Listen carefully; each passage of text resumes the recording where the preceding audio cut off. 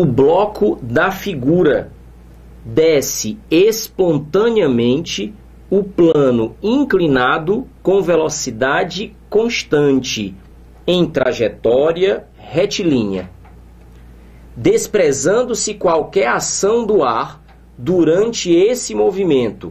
Atuam sobre o bloco duas forças ou três forças. Ambas realizam trabalho, só uma realiza um trabalho ou todas realizam trabalho. Ora, o que é preciso ficar muito esperto nessa questão? A gente tem uma tendência, chega na hora da prova, vira a página, olha para a questão. Se ela tem muito número, se ela tem muito símbolo, se ela tem gráfico, se tem um texto enorme, se as alternativas são feias, você já fica logo todo armado que a questão deve ser difícil e trabalhosa. E aí se você pega uma questão mansa como essa que aparece aí, uma figurinha simples, um bloco no plano inclinado, fala pouca coisa, não dá nenhum número, não deve ter cálculo. E a questão vai ser fácil. É preciso tomar muito cuidado. Em física, com a teoria, conhecimento dos conceitos, a interpretação do texto na leitura das questões. Entende o que é uma questão? Alguém, o elaborador da questão, um dia tinha uma folha de papel em branco e aí teve um insight, teve uma ideia. Vou elaborar uma questão falando sobre... Aí ele pensa uma situação, um problema, e ele pensa sobre o conteúdo e o que é que ele vai cobrar lá. E ele pensa na maneira como ele vai apresentar isso para você. Na hora que você vai resolver a questão, só tem você e as instruções dadas no enunciado.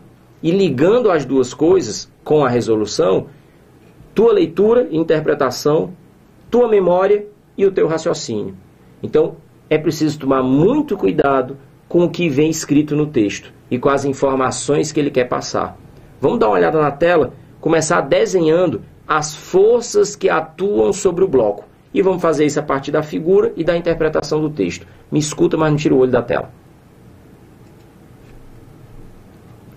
Primeira força que a gente sabe que atua sobre o bloco, essa força está sempre presente e a gente nunca erra o desenho dela, é a força peso.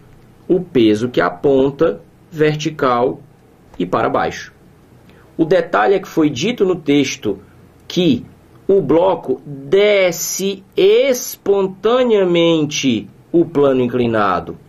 Ora, a gente sabe que existe uma tendência natural a descer. A gente sabe que é ladeira abaixo. Pode-se explicar isso física e vetorialmente, lembrando que a força peso atua como se fossem dois vetores. Um vetor paralelo ao plano inclinado e um outro vetor, uma outra componente perpendicular ao plano inclinado. As chamadas componentes Px e Py. Então não é de se estranhar, lembrando do Px, que o bloco desça o plano inclinado espontaneamente. Ora, observando que ele disse também que o movimento acontece com velocidade constante. E aí vamos lembrar das leis de Newton. A velocidade constante significa dizer que não tem variação da velocidade. E se a velocidade não varia, significa dizer que não há aceleração. E se não há aceleração, significa então dizer que a resultante das forças é igual a zero. Então, se o bloco descesse espontaneamente só sob a ação do Px, ele teria que descer acelerado. O fato de não haver variação da velocidade indica que está atuando aqui a força de atrito, o que também é natural de se imaginar que acontecesse. Eu tenho a fricção entre duas superfícies. Então aqui vai a força de atrito entre o bloco e o plano inclinado.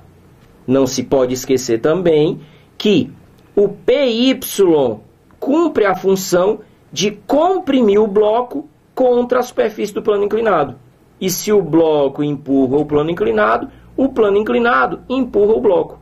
E essa reação ao contato entre as duas superfícies é exatamente o que nós conhecemos como reação normal.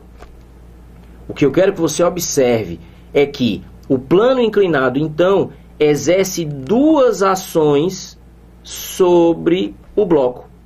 Uma delas é a força de atrito, para impedir o escorregamento acelerado. E a segunda é a reação ao contato, de tal maneira que mantém o contato entre os dois e o contato é representado sempre pela ação normal. Observe, então, que as duas ações que o plano inclinado exerce sobre o bloco podem ser somadas e a gente pode chamar isso de reação do plano inclinado. E agora é a hora que você tem que tomar muito cuidado. Quais forças, quantas forças atuam sobre o plano inclinado? Observe a ilustração. Primeiro você tem que pensar que toda força é feita por algo ou por alguém. Então, quando você fala a força-peso, você está dizendo que a Terra puxa o bloco para baixo. E depois você tem o plano inclinado empurrando o bloco para cima. E aí vamos pensar, são dois agentes atuando sobre o bloco, a Terra e o plano inclinado. Então, são duas forças que eles exercem. Se o texto diz que desce o plano inclinado com velocidade constante e ainda com trajetória retilínea, está destacado lá no texto, significa dizer movimento retilíneo e uniforme. Significa dizer equilíbrio dinâmico. Significa dizer resultante das forças igual a zero. E é o que a gente tem aqui. Peso para baixo, normal para cima. Vetores de mesma direção, sentidos opostos e valores iguais. Então, cuidado. Quantas forças atuam sobre o bloco? Duas. Uma é o peso exercida pela Terra.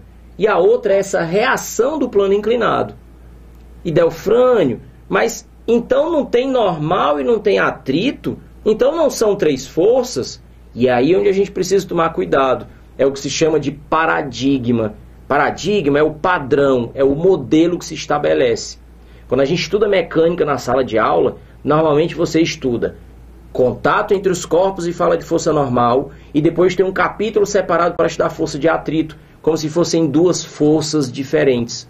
Quando, na realidade, o que eu estou querendo mostrar aqui é que atrito e normal são as componentes da ação de contato, do apoio, da base, nesse caso do plano inclinado, sobre o bloco. Então, não são duas forças diferentes, são componentes de uma única força. Então, para responder essa questão, quantas forças atuam? Nós teríamos que dizer duas. E aí vamos dar uma olhada para as alternativas, para a gente poder descobrir também quais delas realizam o trabalho. Olhe na tela. Observando então a atuação dessas forças e querendo saber quais delas realizam trabalho. Ora, sabemos que não temos três forças atuando. Então isso já eliminaria três alternativas. Então, surpreendentemente para muitos, nós teríamos que dizer duas forças atuando. E a questão agora é saber qual delas realiza trabalho.